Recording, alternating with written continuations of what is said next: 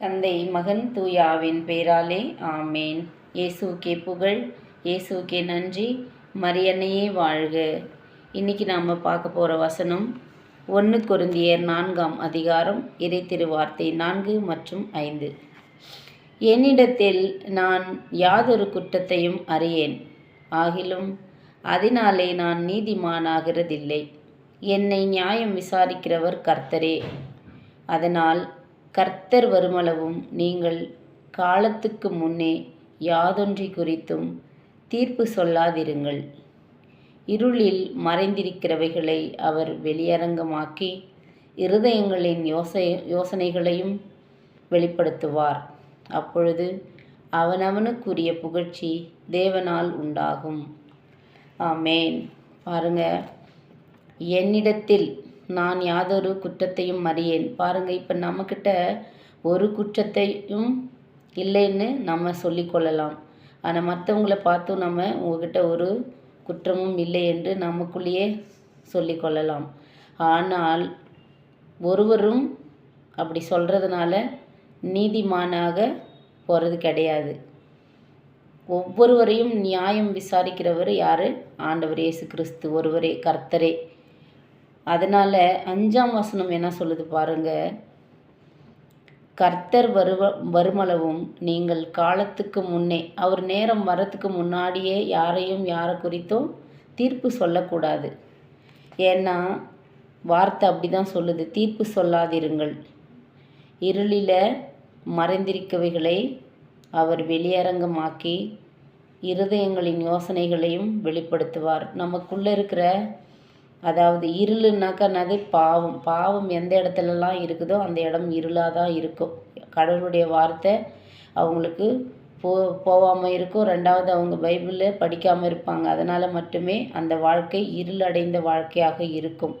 அந்த இடத்துல தான் ஆண்டவர் என்ன செய்வார்? அவர்களுடைய குறைகளையும் பாவங்களையும் குற்றங்களையும் வெளியரங்கமாக்கி அவர் மனதுக்குள்ளே யார் என்னென்ன யோசிக்கிறாங்களோ அதை அனைத்தையுமே வெளிப்படுத்துவார். சில முட்டாள்கள் கேட்கக்கூடிய கேள்விகள், கிறிஸ்தவர்கள் இந்த மாதிரி வெளியே எல்லாத்தையும் சொல்கிறாங்களே, இது மாதிரி வெளியரங்கமாக்குறாங்களே அப்படின்னு சொல்லி முட்டாள்தனமாக கேள்வி கேட்கக்கூடாது. ஏன்னா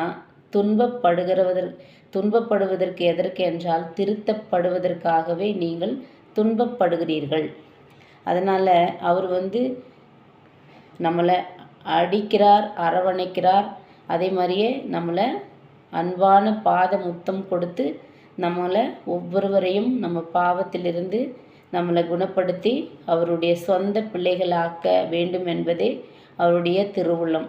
எனவே தான் முட்டாள்தனமான கேள்விகளை நாம் பைபிள் படித்து ஒரு சில பிரதர் சிஸ்டர்ஸ் வீட்டுக்கு வரும்பொழுது அவர்கள் கூறக்கூடிய ஒவ்வொரு பைபிள் வார்த்தைகளுக்கும் நாம் செவி சாய்த்து அவர்கள் சொல்லுவதை நாம் கேட்க வேண்டும். அவர்கள் சொல்லுவதை என்றால், இது பாருங்கள், பைபிளில் உள்ளதை அவர்கள் சொல்லி நமக்கு அறிவுரை கூறும்பொழுது அதை நாம் ஏற்றுக்கொள்ளக்கூடிய மனநிலை நமக்கு இருக்க வேண்டும்.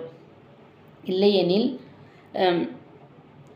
அப்பொழுது அவனுக்குரிய புகழ்ச்சி தேவனால் உண்டாகும். பாருங்க, நாம் என்ன செய்கிறோம், நல்லது கெட்டது, அதுக்கு தகுந்த புகழ்ச்சி, மன மகிழ்ச்சி ஆண்டவரால் மட்டுமே உண்டாகும் என்று 5ஆம் வசனம் நமக்கு இப்படியாக கற்பிக்கிறது. எனவே ஒவ்வொரு நாளும் நாம் இறை வசனத்தை எடுத்து படித்து பிறருக்கும் அவர்களுக்கும் மற்றும் நம்மோடு கூட இருக்கிறவர்களுக்கும் நம்மை சார்ந்தவர்களுக்கும் நம் பிள்ளைகளுக்கும் நம் உற்றார் உறவினர் அனைவருக்கும் கூட புரியாமல் இருக்கலாம்.